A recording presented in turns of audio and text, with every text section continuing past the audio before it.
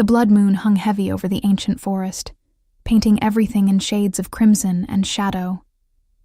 Constantine Kingswell, Alpha King of the Northern Territories, crashed through the undergrowth with a desperation that would have shocked his enemies. The man who had conquered kingdoms, who had made warlords kneel and armies scatter, was running through the woods like a terrified child, calling for his mother. His voice, usually a commanding thunder that made wolves bow their heads, now cracked with raw fear. Freya had wandered away again. The strongest man in the realm was powerless against the cruel fog that had stolen his mother's memories, one precious piece at a time. He burst into a moonlit clearing and stopped so abruptly that his boots tore furrows in the moss. What he saw made his breath catch in his throat, made his fierce heart stutter in his chest. There, bathed in the blood moon's ethereal light, sat his mother on a fallen log. But she was not alone. A young woman with snow-white hair that seemed to glow like starlight knelt beside her, holding Freya's weathered hands in her own pale fingers. The stranger wore a dress as red as the moon above, as red as the blood that pounded in Constantine's ears. She was speaking softly to his mother, her voice a gentle melody that carried through the night air. And Freya was leaning against her shoulder, peaceful and calm in a way Constantine had not seen in months. The girl looked up as Constantine approached, and for a moment, time itself seemed to hold its breath. Her eyes were the color of winter storms, clear and profound, and they held no fear as they met his. Most people trembled when they encountered the Alpha King, especially in these woods, especially under a blood moon when his power was at its peak. But this girl simply gazed at him with something that looked almost like recognition, as if she had been waiting for him, as if his arrival completed some pattern written in the stars. Constantine's protective instincts roared to life. His first thought was danger, threat, stranger near his vulnerable mother. But then Freya lifted her head and smiled. That beautiful, lost smile he loved and dreaded in equal measure. And she patted the white-haired girl's hand with genuine affection. The tenderness in that gesture unraveled something in Constantine's chest.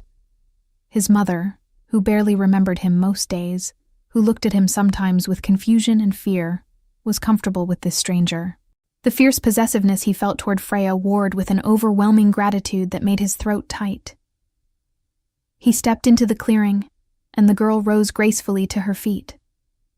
She was smaller than he expected, delicate-boned and ethereal, but she stood her ground as he approached, lifting her chin to meet his gaze.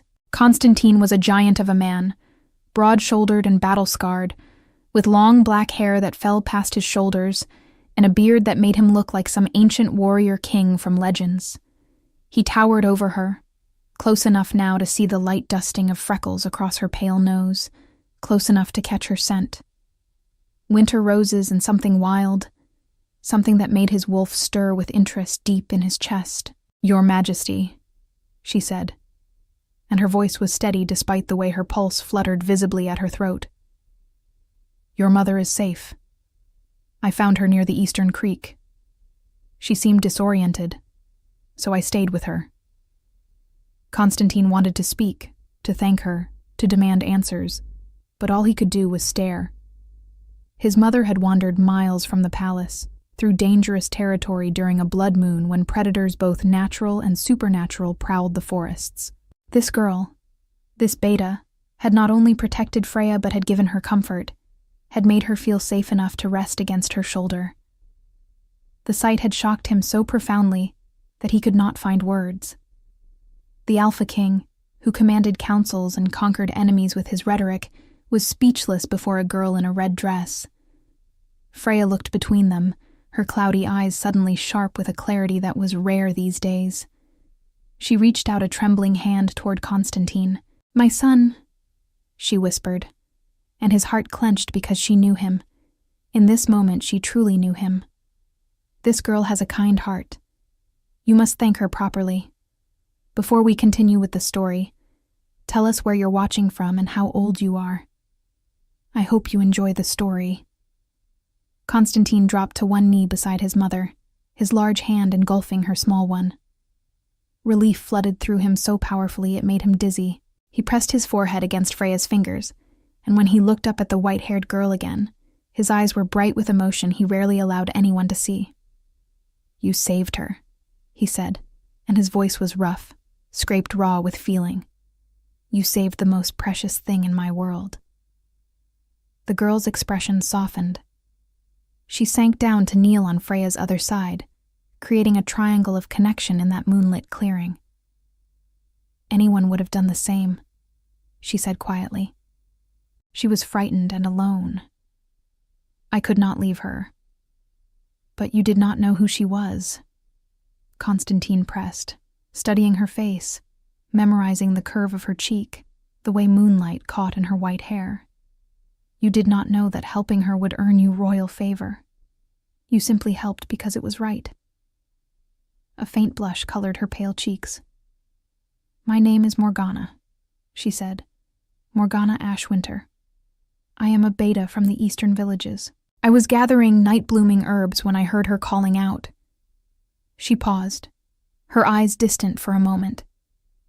She kept asking for someone named Constantine. She said her son was coming for her, that she just needed to wait.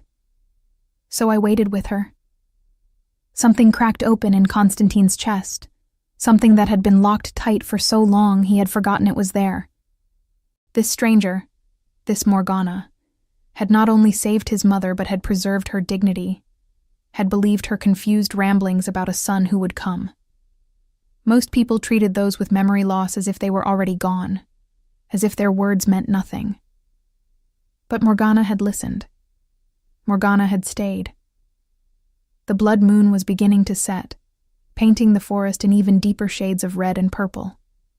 Constantine helped his mother to her feet, but Freya clung to Morgana's hand, refusing to let go. "Come with us," Freya said, her voice taking on that imperious tone she had once used as the king's mother, before the fog had claimed her. "This girl must come with us, Constantine. Promise me." Constantine met Morgana's eyes over his mother's silver head. He saw uncertainty there, and something else, a flicker of longing that matched the strange pull he felt toward her. The night seemed to hold its breath, waiting for his response. "Come to the palace," he said, and it was both a command and a plea. "Stay until my mother is settled. Allow me to thank you properly for what you have done." Morgana hesitated, and in that hesitation, Constantine saw his life diverging into two paths. In one, she refused and disappeared back into the forest, becoming nothing more than a beautiful memory, a moment of grace in a long night. In the other, she accepted, and everything changed in ways he could not yet imagine, but somehow already felt, a great shifting of the universe's design. She looked down at Freya, who was watching her with those occasional sharp eyes, and then back at Constantine. His heart was hammering in his chest, a sensation so foreign to the Alpha King that he barely recognized it. He had faced down armies without his pulse quickening, had stared death in the face with perfect calm. But this small beta girl with her storm cloud eyes and her gentle hands had undone him completely with a single act of kindness. Morgana took a breath, and he saw the decision settle over her like a cloak. "Very well," she said softly. "I will stay until morning." Constantine knew, with the certainty of prophecy, that morning would not be enough. He offered her his arm, and after a moment's pause, she took it. The contact sent a shock through him, a recognition that went bone deep. His mother held Morgana's other hand, and together the three of them walked back toward the palace, through forests that suddenly seemed less dark, under a blood moon that now felt like a blessing rather than an omen. In the distance, wolves howled their song to the setting moon, and Constantine felt his own wolf respond, felt it rising up with a possessive satisfaction that both thrilled and terrified him. This girl, this unexpected savior, had walked into his life in the space between one heartbeat and the next. She had given him back his mother's smile, had shown him that kindness still existed in a world he had thought too broken to heal. And now, walking through the forest with Freya between them, a bridge connecting two souls. Constantine felt the first stirrings of something he had not allowed himself to feel in years. Hope. The palace rose before them, white stone towers gleaming under the dying moon, and Constantine knew that everything was about to change. The Alpha King, who had always walked alone, who had built walls around his heart high enough to keep out armies, had been breached by a girl in a red dress who had simply been kind to a lost old woman. The shock of it still reverberated through him, but beneath the shock was something warmer, something that felt dangerously like destiny. He glanced down at Morgana, at the way she supported his mother with such natural care, and felt his future rearranging itself to make room for her. She had not asked for anything, had not known who they were, had simply acted from the goodness of her heart. In Constantine's experience, such purity was rarer than diamonds, more precious than all the gold in his treasury. And now it walked beside him, close enough to touch, close enough to keep. The palace guards' reactions when they saw their king returning with his lost mother and a strange white-haired girl were exactly what Constantine expected. Shock rippled through them visibly. Some had been preparing to form search parties. Others had worn expressions of grief, fearing the worst. To see Freya safe, calm, leaning comfortably against an unknown beta sent murmurs through the ranks that would spread through the palace like wildfire by dawn. Constantine ignored them all. His focus was entirely on getting his mother to her chambers and ensuring that Morgana did not slip away in the confusion. "Prepare the guest suite in the east wing," he commanded his head servant, a sharp-eyed woman named Helena, who had served his family for decades. "And bring refreshments. Our guest has done us a service that cannot be repaid." Helena's eyebrows rose almost to her hairline, but she was too well trained to question. She bowed and hurried away, though Constantine caught her looking back at Morgana with intense curiosity. He understood. In all his years as Alpha King, he had never brought anyone to the palace like this, had never shown such immediate favor to a stranger. His reaction had shocked everyone, himself most of all. They helped Freya to her chambers, where the old woman's personal attendants fussed over her with tears of relief streaming down their faces. But Freya would not settle until Morgana promised to visit her in the morning. The way his mother gripped Morgana's hand, the desperate trust in that gesture, made Constantine's eyes burn. Freya had been the strongest woman he knew, the power behind his father's throne, and the wisdom behind Constantine's own rise to Alpha King. To see her reduced to this fragile, frightened version of herself was a pain that never dulled, a grief he carried every moment of every day. But tonight, Freya was smiling. Tonight, she had been returned safely, and the girl responsible stood beside him, somehow making everything feel possible again. When they finally left his mother's chambers, Constantine led Morgana through the palace corridors in silence. He was aware of every servant who stopped to stare, every guard whose eyes widened at the sight of the Alpha King walking slowly to accommodate the stride of the small beta beside him. Let them stare. Let them wonder. Constantine had stopped caring what people thought the day his mother first looked at him without recognition. The East Wing guest suite was one of the finest in the palace, with windows that overlooked the gardens and a balcony that caught the sunrise. Helena had worked quickly, and the rooms were already prepared, a fire crackling in the hearth and refreshments laid out on a low table. Constantine dismissed the servants with a gesture, and then stood awkwardly in the doorway. This man, who commanded kingdoms, uncertain how to speak to a girl who had undone him with simple kindness. Morgana moved to the window, looking out over the gardens that were just beginning to catch the first hints of dawn. The blood moon had set, and the sky was shifting through shades of purple and gold. She was quiet for a long moment, and Constantine waited, patient in a way he was not usually patient, willing to stand there forever if it meant she would stay a little longer. "Your mother is beautiful," Morgana said finally, her voice soft, even lost, even frightened. There is such grace in her. I could see the woman she must have been. Constantine moved to stand beside her at the window, careful to maintain a respectful distance even though every instinct screamed at him to move closer, to protect, to claim.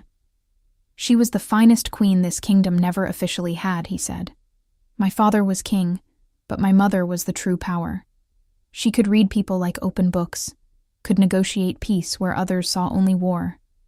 She taught me everything about leadership, about duty, about ruling with both strength and compassion. He paused, his hands tightening on the window frame. And now she does not remember any of it. Some days she does not remember me. The healers say it is a disease of the mind, that it will only grow worse. They say eventually she will forget how to eat, how to speak. She will just fade away while her body remains. The pain in his voice was raw, unguarded, and Constantine realized with a shock that he was revealing himself to this stranger in a way he never revealed himself to anyone. His advisors saw only the strong king.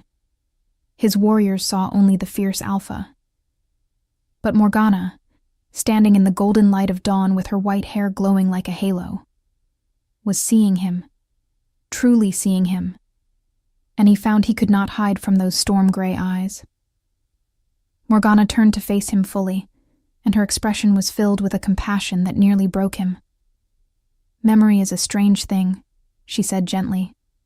My grandmother had the same affliction.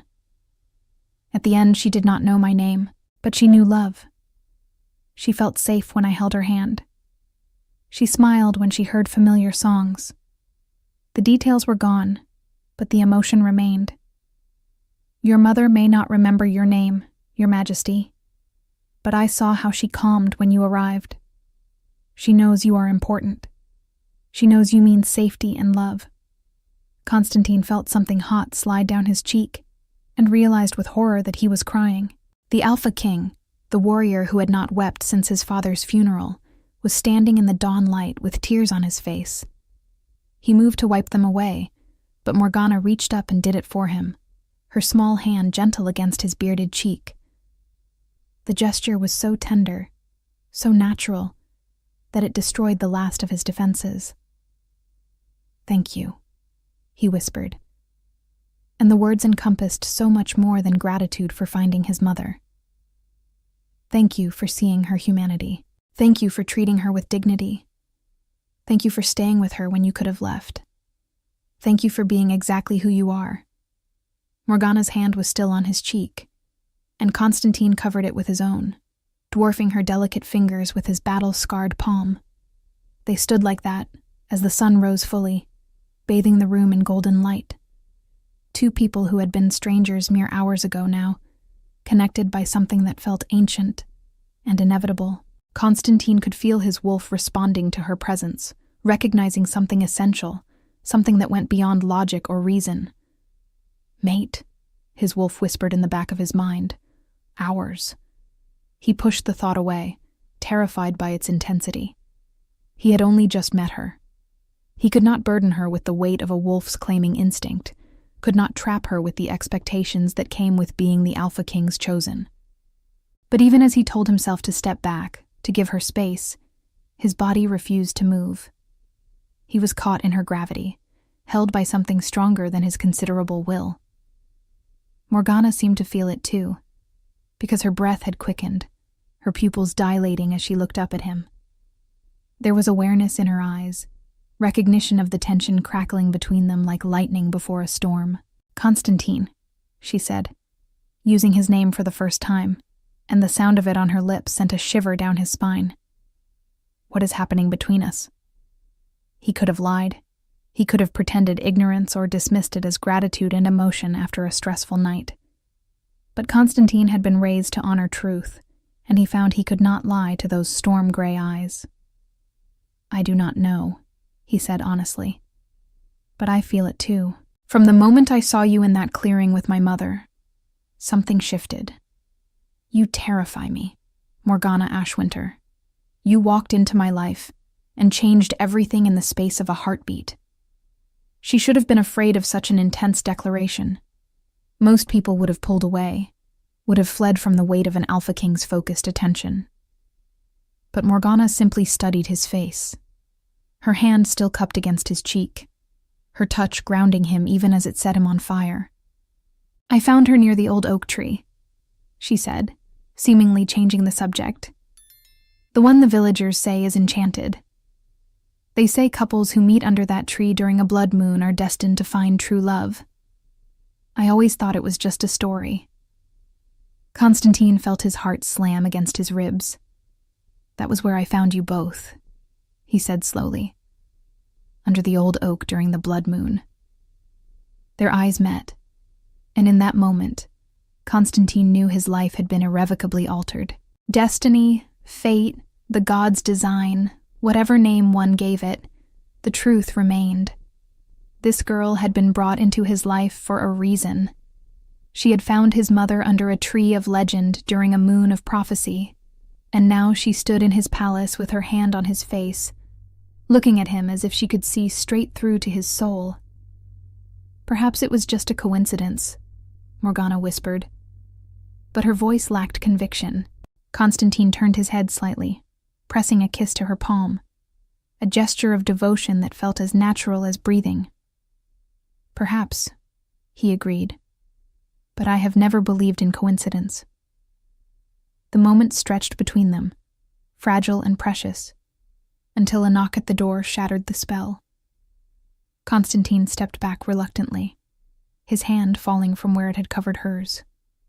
He cleared his throat, reassembling the Alpha King's composure like armor, though it fit less comfortably than it had before. "Enter," he called. Helena appeared, her expression carefully neutral, though Constantine knew her well enough to see the burning curiosity in her eyes. "Your Majesty, the Council is asking for you. There are urgent matters that require your attention." She paused, glancing at Morgana. "And Lady Freya is asking for the young miss." Constantine felt torn between duty and desire, between the responsibilities that awaited him and the overwhelming need to stay near this girl who had changed everything. Morgana seemed to sense his conflict because she stepped forward with a small smile. "Go," she said gently. "I will sit with your mother. That is why I am here, is it not?" It was not why she was here, not anymore. But Constantine could hardly say that aloud with Helena watching. He nodded stiffly, every instinct rebelling against leaving Morgana, against letting her out of his sight. Before he could stop himself, he reached out and took her hand, bringing it to his lips in a gesture that was far too intimate for a king greeting a guest. "Until later," he said, and it was a promise. He left before he could do something foolish like refuse his duties entirely, but his wolf howled in protest with every step that took him away from her. The council chambers felt stifling after the fresh air of the guest suite, and the endless discussions of borders and taxes and disputes seemed meaningless compared to the weight of Morgana's hand in his. Constantine forced himself to focus, to be the king his people needed, but part of his mind remained in that room where dawnlight painted a white-haired girl in shades of gold. The hours crawled past. Constantine dealt with a border dispute, approved new trade agreements, and listened to reports from his scouts about potential threats in the northern territories. Through it all, he was distracted, his attention divided, his thoughts drifting back to Morgana again and again. His advisors noticed, of course. They exchanged glances and raised eyebrows, but none dared to question the Alpha King's unusual demeanor. It was not until late afternoon that Constantine finally escaped the council chambers, ignoring protests about unfinished business and matters that still needed his attention. He strode through the palace with singular purpose, heading directly to his mother's chambers. He told himself he was simply checking on Freya, simply ensuring she was well after her ordeal. But he knew the truth. He was drawn to Morgana like a compass to north, unable to resist the pull even if he had wanted to. He found them in his mother's sitting room, afternoon sunlight streaming through the tall windows. Freya sat in her favorite chair, and Morgana knelt beside her, holding up brightly colored threads, while his mother pointed to them with childlike delight. They were making patterns with the threads, simple weaving that Freya had once done for relaxation, but now struggled to remember. Morgana guided her with infinite patience, praising each small success, never showing frustration when Freya forgot what they were doing and had to start over. Constantine stood in the doorway, unnoticed, watching them. His mother was smiling, truly smiling, laughing even as she fumbled with the threads. Morgana was smiling too, her whole face alight with warmth and joy. The sight struck Constantine with such force that he had to grip the doorframe to steady himself. This was what he had been missing. Not just someone to help care for his mother, but someone who could bring light back into the shadows, who could make Freya feel like herself again, even as her memories faded. Morgana looked up and saw him, and her smile widened, became somehow more radiant. "Constantine," she said, and Freya's head snapped up at the sound of his name. "My son," Freya said, clear and certain, and Constantine felt his chest constrict with emotion. "Come see what we have made." He crossed the room and knelt beside them, this powerful Alpha King on his knees before two women who held his entire heart. Morgana held up the woven threads, a simple pattern of blues and greens that formed an abstract design. "It is beautiful," Constantine said honestly, looking not at the threads but at his mother's proud face. "Morgana taught me," Freya said, her gnarled fingers reaching out to touch the pattern gently. "I used to know how to do this." She showed me again. Constantine met Morgana's eyes over his mother's silver hair, and what he saw there stole his breath. Devotion, care, love, already blooming for a woman she barely knew. Morgana had spent her entire day with Freya, had patiently helped her relearn skills lost to the fog of memory, had given her dignity and purpose. The gift of that was so immense that Constantine had no words adequate to express his gratitude. They spent the rest of the afternoon together, the three of them, and Constantine felt something inside himself beginning to heal. For months, he had borne the burden of his mother's illness alone, had carried the grief and helplessness without relief. But now Morgana was here, sharing the weight, making it bearable. More than that, she was bringing joy back into these dark days, reminding him that even in loss there could be moments of beauty and grace. Evening fell, and servants came to prepare Freya for dinner. Constantine and Morgana left the old woman in her attendant's capable hands and walked together through the palace gardens. The flowers were in full bloom, filling the air with perfume, and the setting sun painted everything in shades of amber and rose. They walked in comfortable silence for a while, simply enjoying each other's presence, until Constantine led her to a secluded bench beneath an ancient willow tree. "Tell me about yourself," he said, settling beside her on the stone bench. "I know only your name and that you gather night-blooming herbs. I wish to know everything." Morgana laughed softly, a sound like silver bells. "There is not much to tell," she said. "I am a beta from a small village. My parents died when I was young, and my grandmother raised me. She taught me about herbs and healing, about the old stories and traditions. When she passed 2 years ago, I continued her work. I sell remedies in the village markets and tend to the sick when they need me." Constantine studied her profile, the way twilight turned her white hair violet. "And you live alone?" he said. Not quite a question. "Yes," she confirmed. "I have a small cottage on the edge of the village. It suits me."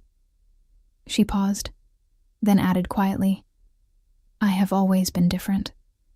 My hair, my interests, the fact that I never found a mate like other girls my age. People respect me for my skills, but I have never quite fit in anywhere." "You fit here," Constantine said, the words emerging before he could stop them. "You fit with my mother. You fit with me." Morgana turned to look at him fully, and in her eyes he saw reflected the same longing, the same hope that he felt. "This is madness," she whispered. "We have known each other only a day." "Time is a human construct," Constantine said, reaching out to take her hand. "My wolf does not measure connection in hours or days. It knows what it knows. And it knows you, Morgana.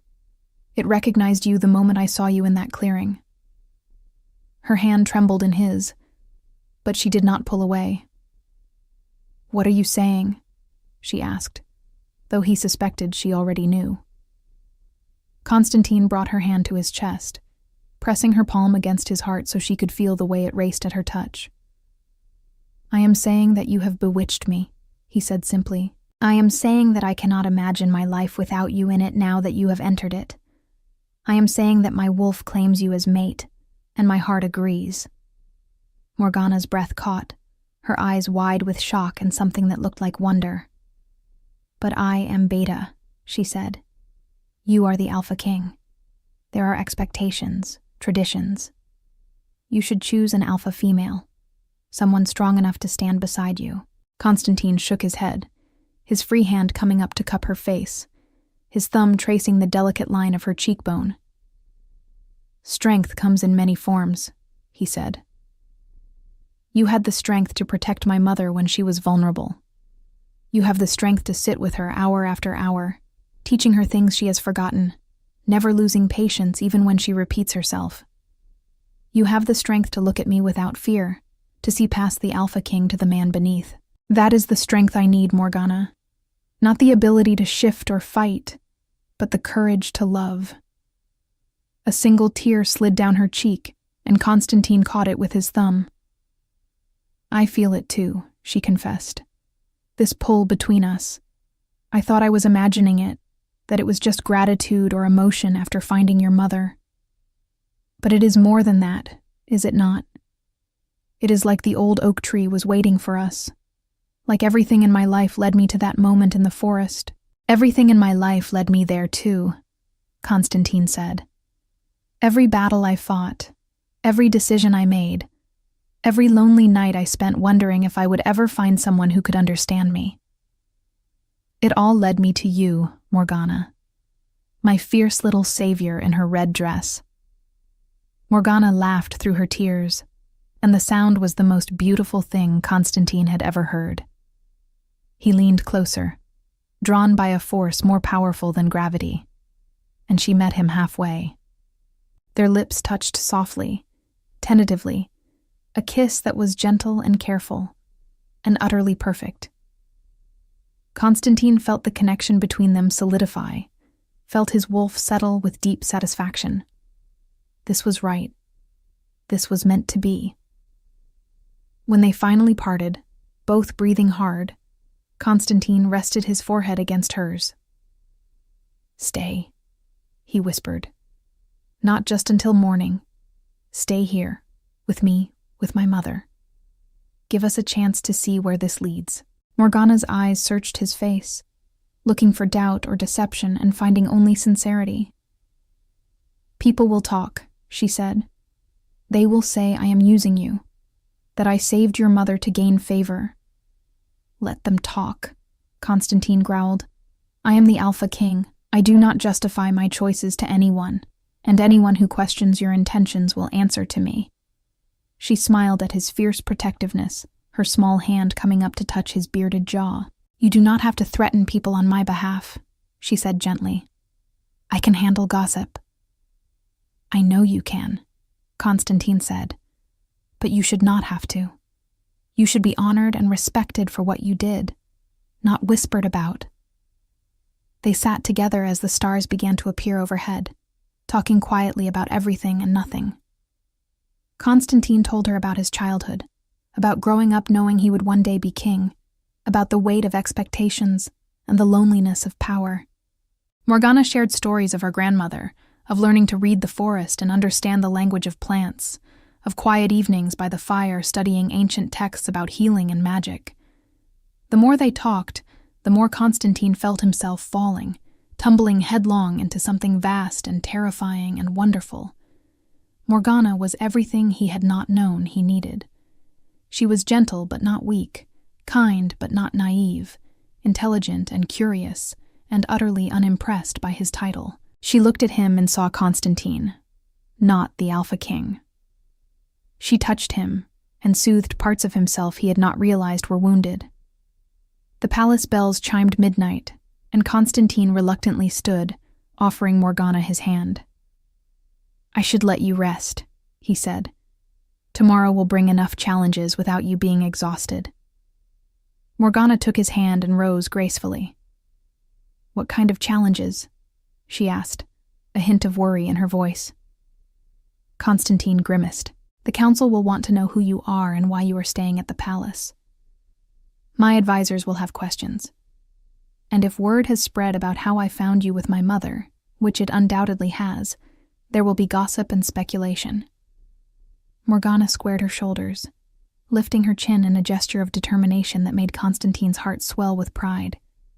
"Then we will face it together," she said firmly. He walked her back to her chambers, and at the door, he allowed himself one more kiss, one more moment of connection before duty and propriety forced them apart.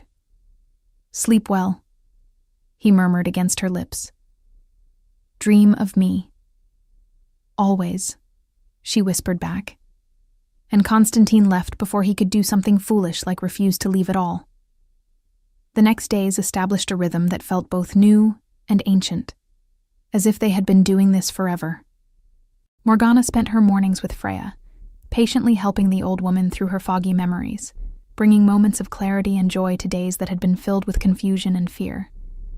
Constantine would join them when he could, stealing away from his duties to watch Morgana work her gentle magic on his mother. In the afternoons, while Freya napped, Constantine would find Morgana in various parts of the palace. Sometimes she was in the library, her nose buried in ancient texts about the kingdom's history.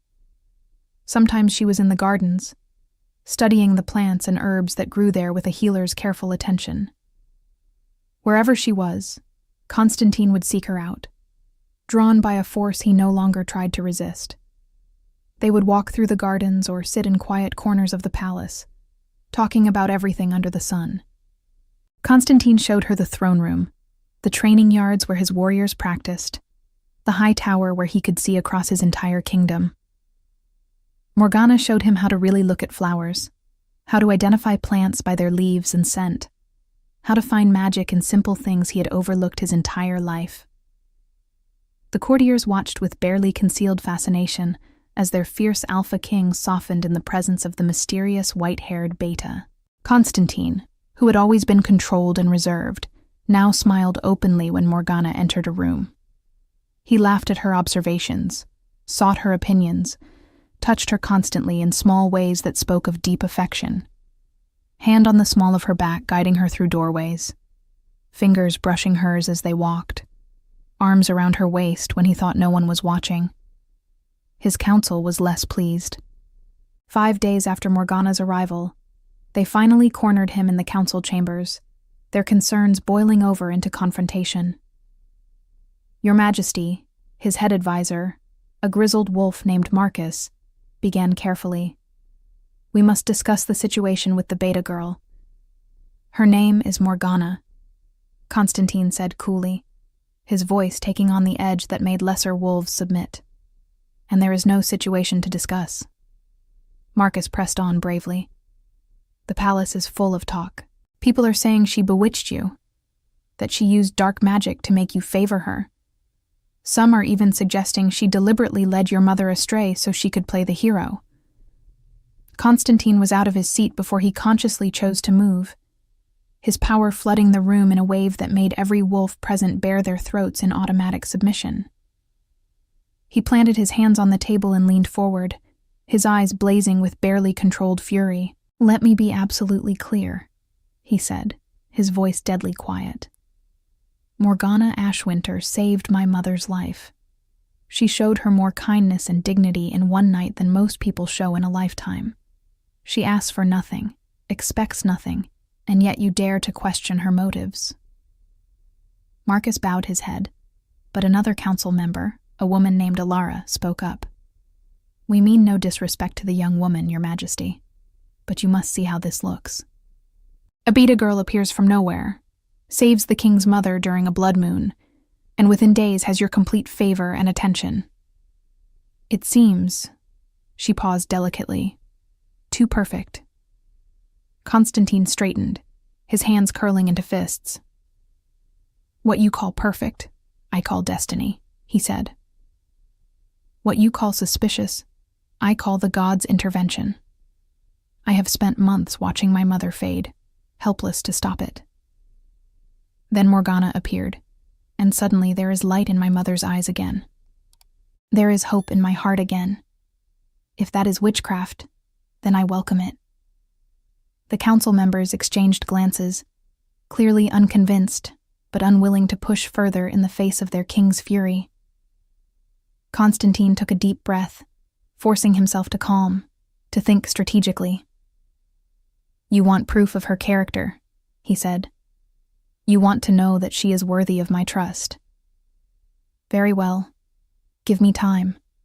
Let her prove herself to you as she has proven herself to me." "And if she does not?" Ilara asked quietly. "Then you may voice your concerns again," Constantine said. "But I warn you now, you will be disappointed. Morgana is everything I say, and more. She will win you over as she has won me, simply by being who she is." He dismissed the council shortly after, too restless to sit through more discussions. He found Morgana in the library, curled up in a window seat with a book of poetry in her lap. She looked up when he entered, and her smile faded when she saw his expression. "What is wrong?" she asked, setting the book aside and rising to meet him. Constantine crossed to her in 3 long strides and pulled her into his arms, burying his face in her white hair. "The council thinks you are using me," he said bluntly. "They think this is all some scheme for power or position." He felt Morgana tense, then she pulled back to look at his face. "What do you think?" she asked quietly. Constantine cupped her face in his hands, his thumbs stroking her cheekbones. "I think they are fools," he said fiercely. "I think they cannot comprehend that someone could be genuinely good, genuinely kind, without ulterior motives. I think they are so used to court politics and manipulation that they have forgotten what sincerity looks like." Morgana's eyes filled with tears. "I do not want to cause problems for you," she whispered. "Perhaps I should leave. Go back to my cottage where I belong." "No," Constantine growled, and his wolf rose up at the very thought of her leaving, flooding him with possessive fury. "You belong here, with me, with my mother. This is your place now." "But your council," Morgana began. "Can learn to accept you," Constantine interrupted, "or they can find new positions elsewhere in the kingdom. You are not going anywhere, Morgana. I will not allow it." She searched his face, seeing the absolute conviction there, the fierce determination. "You would defy your own advisors for me," she said, sounding awed and frightened in equal measure. "I would defy the gods themselves for you," Constantine said simply. "I would burn the world to keep you safe. I would remake kingdoms, if that is what it took to keep you by my side. Do not doubt me on this, Morgana. You are mine now, and I protect what is mine." Morgana let out a shaky breath, then rose on her toes and kissed him fiercely. "I am not some helpless damsel who needs protecting," she said against his lips. "I can face the council myself. Let me speak to them. Let me prove that I am here for the right reasons." Constantine wanted to refuse, wanted to shield her from the political vipers who would twist her words and look for weakness. But he also understood that she needed to do this, needed to assert herself so that she was seen as his partner, not his pretty pet. "Very well," he said reluctantly, "but I will be there. And if any of them shows you disrespect, I will end them." Morgana smiled, a fierce expression that reminded Constantine that while she might be beta, she had spine of steel. "I would expect nothing less from my Alpha King," she said. The meeting with the council was arranged for the following day. Constantine spent the evening coaching Morgana, though she needed little help. She was intelligent and articulate, able to present her case clearly and without embellishment. Still, Constantine worried. His advisors could be ruthless when they sensed weakness, and Morgana was an outsider with no family connections or political power to protect her. When they entered the council chambers the next morning, every eye turned to Morgana. She was dressed simply in a gown of deep blue that made her white hair seem even more luminous. She held her head high, her storm-gray eyes clear and calm. Constantine felt his wolf surge with pride at her courage. This was his mate, facing down the kingdom's most powerful wolves without a hint of fear. The council members stood as Constantine entered, but he waved them back to their seats. He remained standing beside Morgana, a silent show of support and solidarity. "My advisors have some questions for you," he told her. "Answer them honestly. Hold nothing back." Marcus spoke first, his tone carefully neutral. "Miss Ashwinter, can you tell us what you were doing in the forest on the night of the blood moon?" Morgana met his gaze steadily. "I was gathering night-blooming herbs," she said, "specifically moonveil and silver root, which only bloom during blood moons and are essential for several healing remedies. I have been collecting herbs in those forests since I was a child. I know them well. And you just happened upon the king's mother," Alara said, skepticism clear in her voice. "No," Morgana said quietly. "I heard her calling out. She sounded distressed and confused. I followed the sound and found her near the old oak tree. She was cold and frightened. I could not leave her there alone." "Did you know who she was?" Marcus asked. Morgana shook her head. "Not at first. She was dressed simply, and her mind was clouded. But she told me her son was coming for her. She said his name was Constantine. It was not until the Alpha King himself appeared that I understood who I had found." "And yet you stayed?" Alara pressed. "You brought her back to the palace. You have remained here for over a week now. Why?" Morgana's expression softened. "Because Freya asked me to," she said simply. "Because she feels comfortable with me, and it brings her peace. Because I have seen how much it means to the king to see his mother happy, even for brief moments. And because," she paused, meeting Constantine's eyes before looking back at the council, "I have come to care for them both deeply." "You care for the king," Marcus said, latching onto her words. "After only a week. Is that not rather convenient?" Constantine felt his control slipping, felt his wolf rising up to defend Morgana from the insinuation. But before he could speak, Morgana laughed, a clear, genuine sound that seemed to catch the council off guard. "Convenient," she repeated. "You think it is convenient to fall in love with the Alpha King, to suddenly find myself thrust into palace life with no preparation, facing suspicion and hostility from his closest advisors, to know that my every word and action will be scrutinized, that any mistake I make will be magnified tenfold." She shook her head, still smiling but with an edge to it now. "There is nothing convenient about this situation. If I were here for power or position, I would have chosen an easier target. But I am not here for those things. I am here because I looked into Freya's eyes and saw a beautiful soul trapped in a fading mind. I am here because when Constantine found us in that clearing, I felt a connection that defied logic and reason. I am here because, for the first time in my life, I feel like I belong somewhere." The council chambers were silent.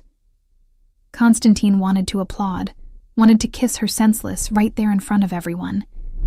Instead, he simply placed his hand on her shoulder, a gesture of support and possession that made his meaning clear. "She speaks the truth," he said quietly, "and I will hear no more questions about her motives or her character. Morgana has proven herself to me and to my mother. That should be sufficient." Marcus and Alara exchanged glances, and Constantine saw the calculation in their eyes. They were realizing that pushing further would gain them nothing, and might cost them their king's favor. Marcus bowed his head in acknowledgement. "As you say, Your Majesty. We simply wish to ensure that you are not being deceived." "I appreciate your concern," Constantine said, though his tone made it clear he did not. "But it is misplaced. Now, if there are no further questions, we have more important matters to discuss.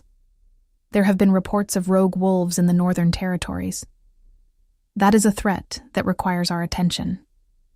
The meeting moved on to other topics, but Constantine remained distantly aware of Morgana beside him, her hand finding his under the table and gripping tightly.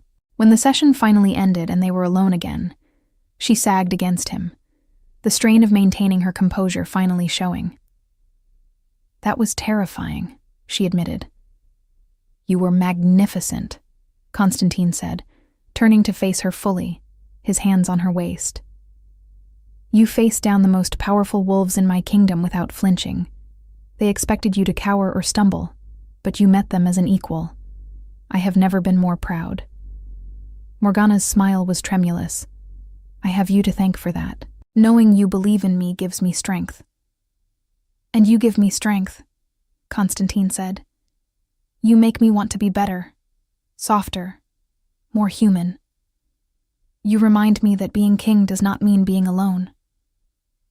They were standing very close now, close enough that Constantine could see the flecks of silver in her gray eyes, could count each freckle on her nose. The attraction between them had been building since that first night, a constant pull that grew stronger with each passing day. Constantine had been careful, aware that Morgana was inexperienced and that his position made any relationship between them inherently unequal. But now, with her in his arms and her eyes dark with desire that matched his own, his control was fraying. "Morgana," he said, his voice rough, "if you do not want this, tell me now, because I am reaching the limits of my restraint." She answered by pulling his head down to hers, kissing him with a passion that set his blood on fire. Constantine growled deep in his chest, his arms tightening around her as he deepened the kiss. All the careful control, all the patient waiting, shattered in an instant. He backed her against the wall, his large body covering hers, and lost himself in the taste and feel of her. When they finally broke apart, both breathing hard, Morgana looked up at him with eyes that glowed with emotion. "I want this," she said firmly. "I want you. All of you. The king and the man and the wolf. I am yours, Constantine, if you will have me." Constantine felt something inside him click into place, a sense of rightness so profound it shook him to his core. "You are my mate," he said, the words a vow and a claim. "In the eyes of my wolf, in the depths of my soul, you are mine, and I am yours. Forever, if you will accept me." Morgana's eyes filled with tears. "I accept," she whispered. "I am yours, my king, my Constantine, my love." The bond between them solidified in that moment, a connection that went beyond words or logic. Constantine could feel her through it, could sense her emotions and her presence like a constant warmth in his chest. His wolf settled with deep satisfaction, finally at peace now that its mate was claimed and cherished. They stood together in the empty council chambers, holding each other as if they could merge into one being, and Constantine knew that his life had irrevocably changed. The palace celebrated when Constantine announced that Morgana was his chosen mate. There was feasting and music, and even the skeptical council members raised their glasses in toast to the couple. But the happiness was bittersweet, because even as Constantine began planning their formal bonding ceremony, Freya's condition was worsening. The brief moments of clarity became rarer. The confusion and fear deepened. Some days she did not recognize Constantine at all, but she always knew Morgana. Even when everything else faded, Freya would smile when the white-haired girl entered the room, would reach for her hand and hold it like a lifeline. Morgana never faltered in her care. She spent hours each day with Freya, talking to her about anything and everything, singing old songs, braiding her silver hair. She helped feed her when eating became difficult, bathed her with gentle hands, sat with her through the long nights when sleep would not come. Constantine would find them together at all hours, his mother's head resting on Morgana's shoulder, both of them peaceful in a way that eased the constant ache in his heart. One evening, as autumn began to paint the trees in shades of gold and crimson, Constantine sat with both women in his mother's chambers. Freya was having one of her rare clear periods, her eyes sharp and focused as she looked between her son and the woman he had chosen. "This is good," she said, her voice stronger than it had been in weeks. "You have found your other half, my son. She makes you complete." Constantine took his mother's hand, careful of the fragile bones beneath papery skin. "She is everything, Mother. Everything I did not know I needed." Freya turned to Morgana, and there was such depth of understanding in her gaze that it took Constantine's breath away. "You will take care of him," she said. "When I am gone, you will remind him to be human, not just a king." Tears streamed down Morgana's face. "I will," she promised. "I will love him with everything I am. I will stand beside him through all the days of our lives." Freya smiled, and it was the smile Constantine remembered from his childhood, wise and warm and full of love. "Good," she said. "That is good." Then she looked at Constantine, and her expression grew serious. "You must not grieve too long when I go," she said. "Death is not an ending but a transformation. I will be with your father again. We will watch over you from wherever souls go when their time is done. Be happy, Constantine. Be happy and know that I am proud of the man and king you have become." Constantine could not speak past the lump in his throat. He simply nodded, gripping his mother's hand tighter. Freya seemed satisfied. She settled back against her pillows, her eyes drifting closed. Morgana began to sing, a soft lullaby in an old language, and Freya's breathing deepened into sleep. But not the confused, restless sleep of recent weeks. This was peaceful, natural, the sleep of someone who had said what needed to be said, and could now rest. Constantine and Morgana kept vigil through that night, neither willing to leave Freya's side. As dawn broke, painting the sky in shades of pink and gold, Freya drew one last breath, and simply did not draw another. She slipped away so quietly, so gently, that Constantine almost did not realize she was gone. He sat frozen, staring at his mother's peaceful face, unable to process that the woman who had given him life, who had shaped him into the man he was, had left this world. Morgana was the one who moved first. She reached over and gently closed Freya's eyes, then leaned forward and kissed the old woman's forehead. "Thank you," she whispered. "Thank you for sharing your son with me. Thank you for your blessing. Rest now. You have earned it." Only then did Constantine's control break. He bent over his mother's body and wept, great racking sobs that shook his entire frame. All the grief he had been holding back for months, all the helplessness and fear and sorrow, came pouring out. And through it all, Morgana held him, her arms around his shaking shoulders, her presence the only thing keeping him from shattering completely. The kingdom mourned. Freya had been beloved, and even those who had never met her felt the loss of the great queen who had never worn a crown. They prepared a funeral befitting her station, with all the pomp and ceremony tradition demanded. But Constantine could barely focus on the details. He moved through the days in a daze, performing his duties mechanically, speaking when spoken to but feeling disconnected from everything. The only time he felt anchored was when Morgana was near, her hand in his, her quiet presence reminding him that he was not alone. The funeral was held on a gray autumn day when the wind smelled of coming winter. Constantine stood before his people, dressed in formal mourning clothes, and delivered a eulogy that spoke of his mother's wisdom, her strength, her unwavering love. His voice cracked only once, when he mentioned how Freya had blessed his union with Morgana in her final clear moments, how she had given him permission to be happy, even in grief. After the ceremony, after they had laid Freya to rest in the royal cemetery beneath an oak tree, much like the one where Constantine had found Morgana with her, he and Morgana walked through the palace gardens in silence. The roses were fading, preparing for winter's sleep, and fallen leaves crunched beneath their feet.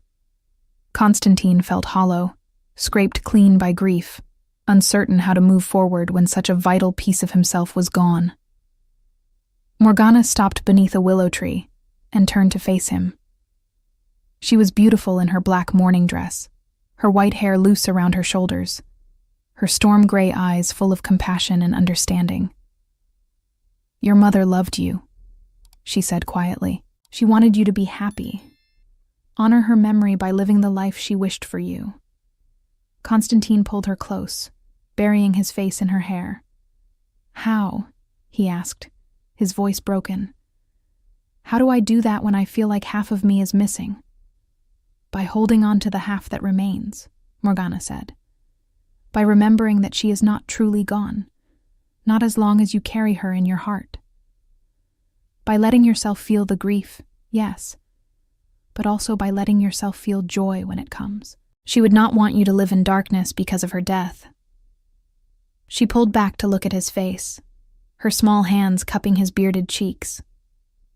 "And by letting me help you," she added softly. "You do not have to bear this alone, Constantine. That is what it means to be mated, to be partners. We carry each other's burdens. We share the pain so it does not destroy us." Constantine felt something ease in his chest, a loosening of the tight bands that had constricted his breathing since his mother's death. "You are my light," he said hoarsely. "In all this darkness, you are the only light I can see." "Then follow me," Morgana said. "Follow me back into the world. Follow me into the life your mother wanted you to have. We will grieve together, and we will heal together, and eventually we will learn to laugh again. But we will do it together. Always together."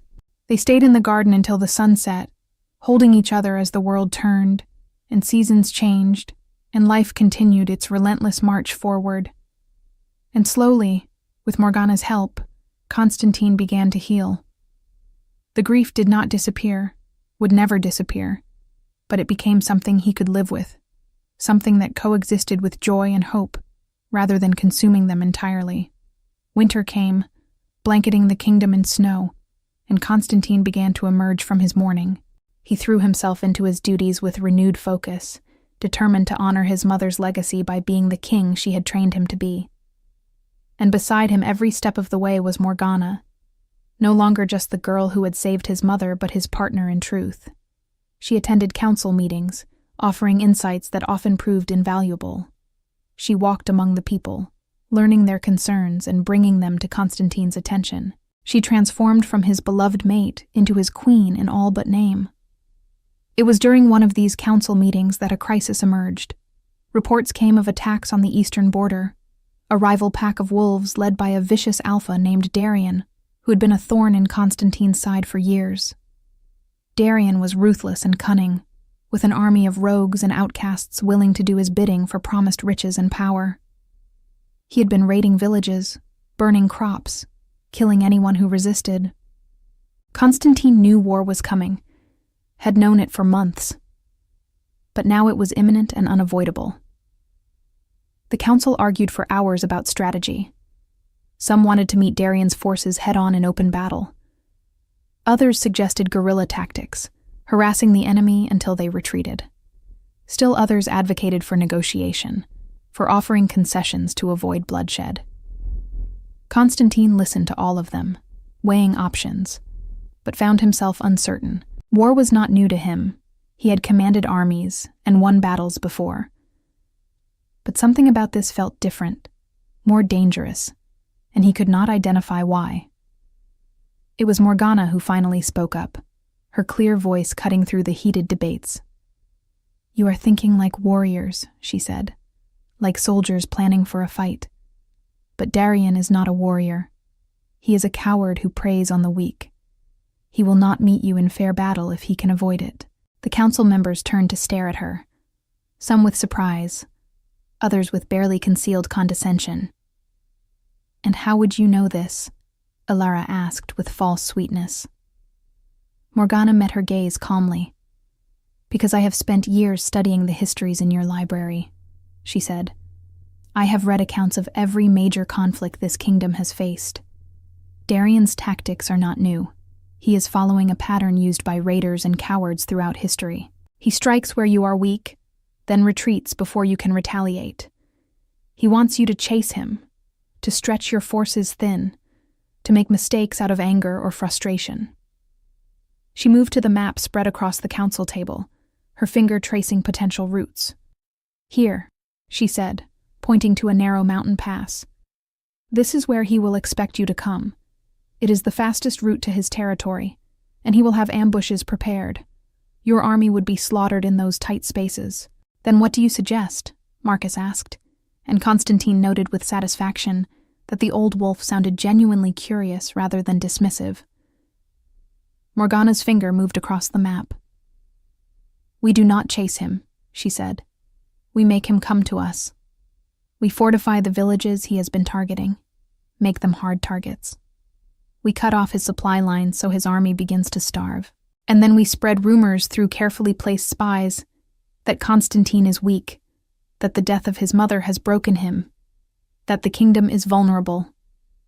Darian's pride will not allow him to resist such an opportunity. He will come, but on our terms, to a battlefield of our choosing." The council was silent, processing her strategy. Constantine felt his heart swell with pride and love. She had not only devised a solid plan, but had presented it with such confidence and clarity that even his most skeptical advisors could not dismiss it. "This is sound strategy," he said. "We will implement it immediately." Over the following weeks, Morgana's plan was put into action. Villages were fortified, garrisons strengthened, supply routes cut, and through it all, Morgana was Constantine's shadow, helping him coordinate the complex logistics, suggesting refinements to the strategy, even training some with the weapons when she discovered an unexpected talent for combat. Constantine watched her transform from his soft-spoken mate into a fierce strategist, and his love for her deepened with every passing day. The trap worked better than they could have hoped. Darian, hearing the rumors of Constantine's weakness, launched a major offensive aimed at the kingdom's heart. But instead of finding a vulnerable target, he found a prepared army on favorable ground. The battle was fierce and bloody, lasting from dawn until dusk. Constantine fought at the front lines, his power and skill turning the tide again and again. But it was Morgana's strategy that won the day. Darian's forces, expecting an easy victory, found themselves outmaneuvered and surrounded. By sunset, it was over. Darian himself lay dead, killed by Constantine's own hand, and his army was scattered. The kingdom celebrated their victory, hailing Constantine as a hero and conqueror. But Constantine knew the truth. He gathered his advisors and his warriors and made a proclamation that shocked them all. "This victory belongs to Morgana," he said. "Her strategy, her planning, her vision won this war. Without her, we would have walked into Darian's trap and been destroyed. She is the true architect of our survival." The council members exchanged glances, and Constantine saw the shift happen in real time. The last vestiges of doubt and suspicion faded from their eyes, replaced by respect and admiration. Marcus stood and bowed formally to Morgana. "We have underestimated you," he said plainly. "We thought you were merely the king's mate, a pretty distraction. We were wrong, and for that we apologize.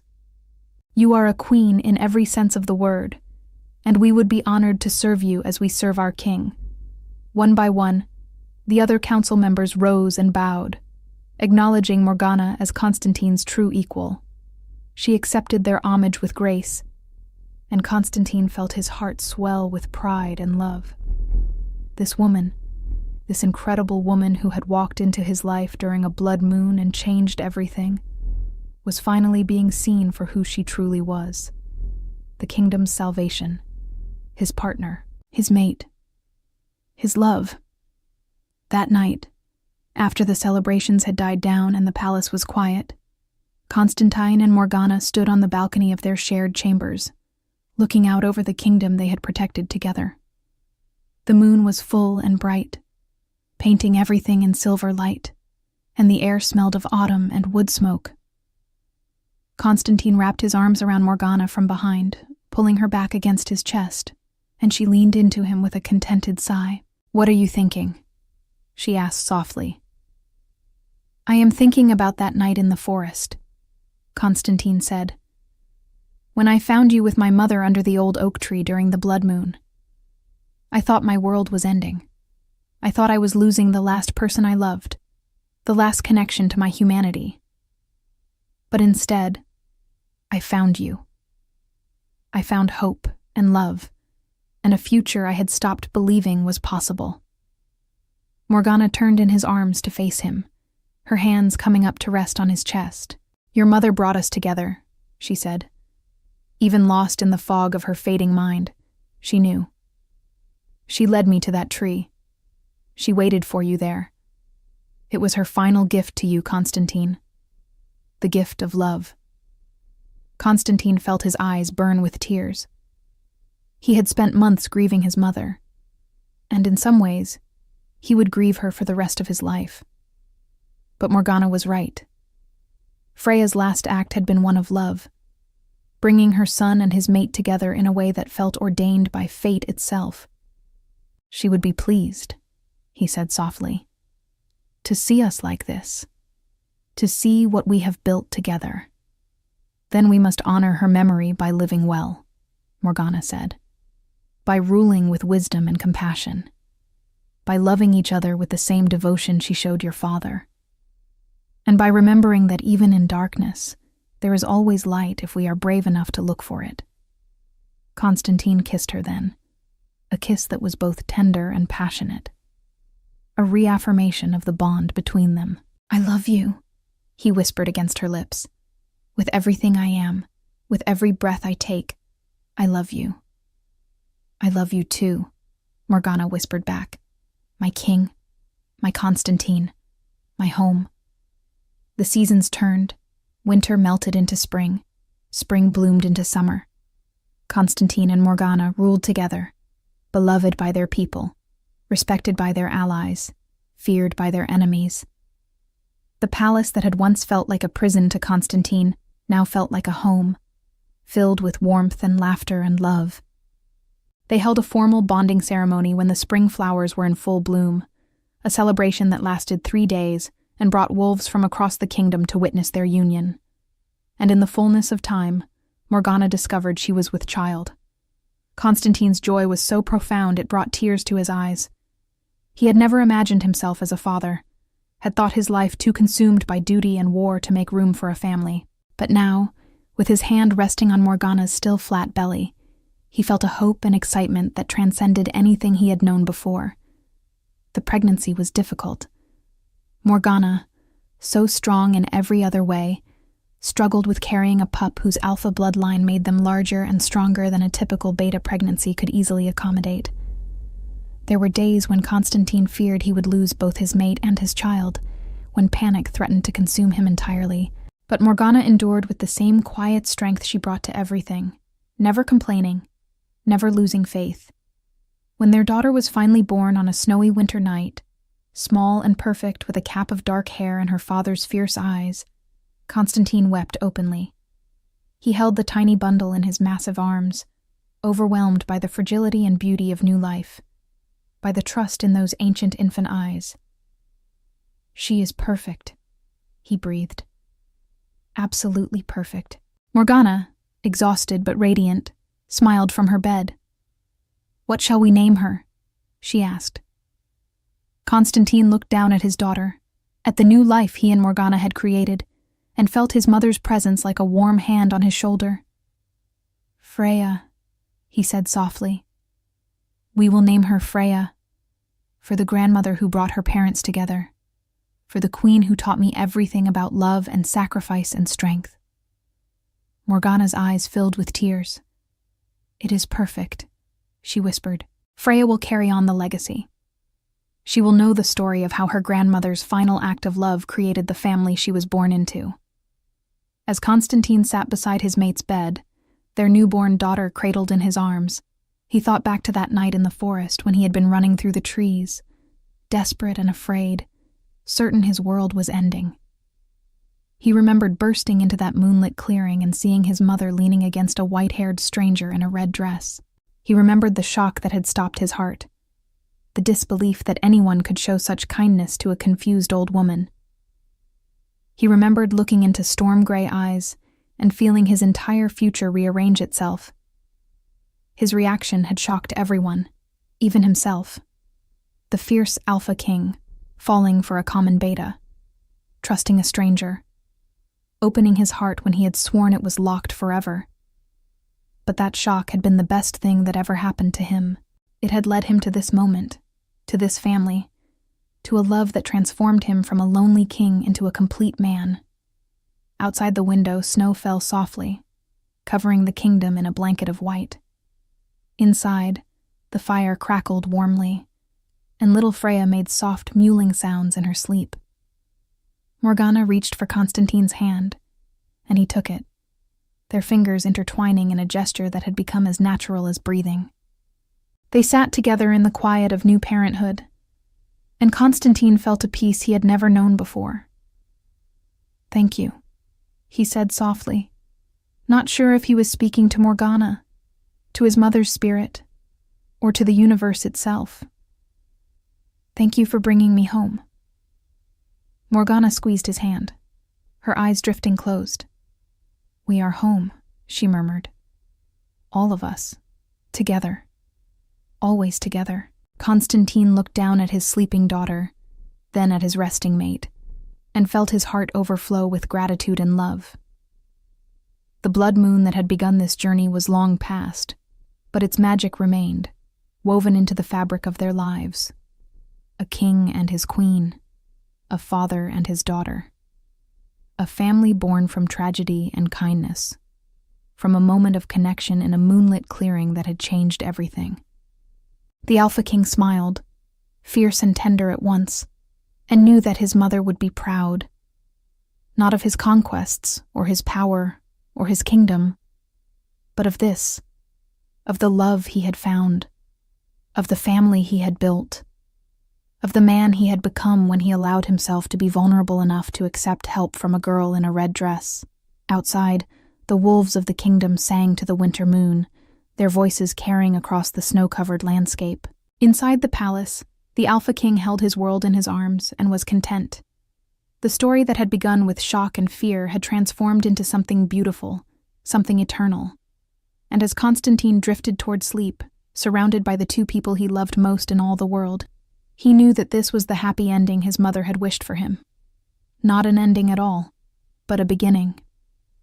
The start of a legacy that would echo through generations, all because a beta girl had shown kindness to a lost old woman under a tree of legend during a blood moon, and in doing so, had saved not just Freya, but Constantine himself.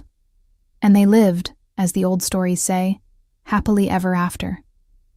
The fierce Alpha King and his gentle warrior queen, their daughter Freya growing up in a kingdom at peace, surrounded by love and protected by parents who had learned that the greatest strength comes not from power or conquest, but from opening one's heart to hope, even when all seems lost. Especially then. Always then. We'd love to hear your thoughts on this beautiful love story. Let us know what you thought of this tale full of emotions and surprises. Tell us your name, where you're watching from, and rate this story from 0 to 10 if it touched your heart. And if you enjoyed the plot, don't forget to leave a like and subscribe to the channel so you don't miss the amazing new stories coming soon. See you next time.